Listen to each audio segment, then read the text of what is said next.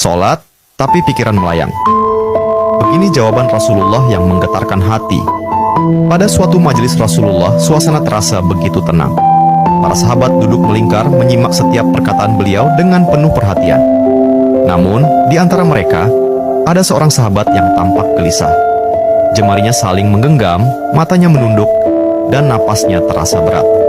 Setelah beberapa saat ragu, ia akhirnya mengangkat wajah dan berkata dengan suara lirih, "Wahai Rasulullah, aku ingin bertanya, tetapi aku khawatir pertanyaanku ini akan membuatku semakin malu di hadapan Allah."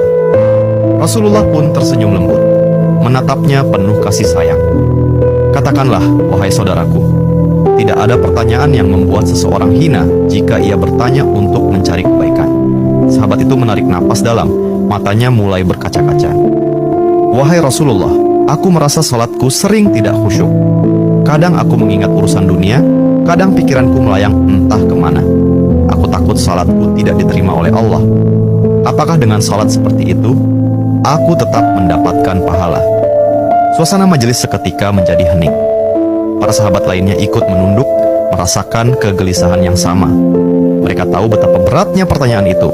Namun, yang terjadi setelahnya benar-benar di luar dugaan. Rasulullah tidak langsung menjawab. Beliau menatap sahabat itu dengan penuh kelembutan. Lalu tiba-tiba air mata mulai membasahi pipi beliau. Para sahabat terkejut.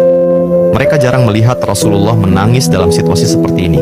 Dengan suara bergetar, beliau berkata, "Demi zat yang jiwaku berada di tangannya, sungguh setan tidak akan pernah berhenti berusaha mencuri bagian dari sholat seorang hamba hingga ia teralihkan.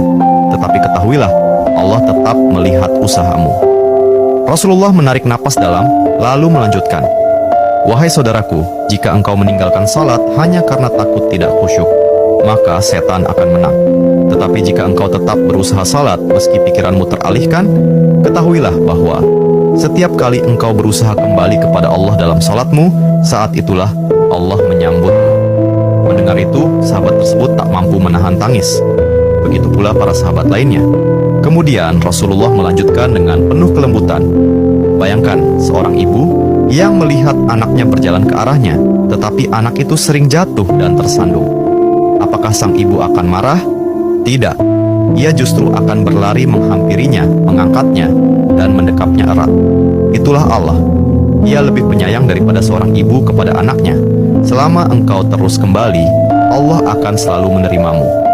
Air mata mengalir di pipi sahabat itu. Kata-kata Rasulullah begitu menusuk hatinya.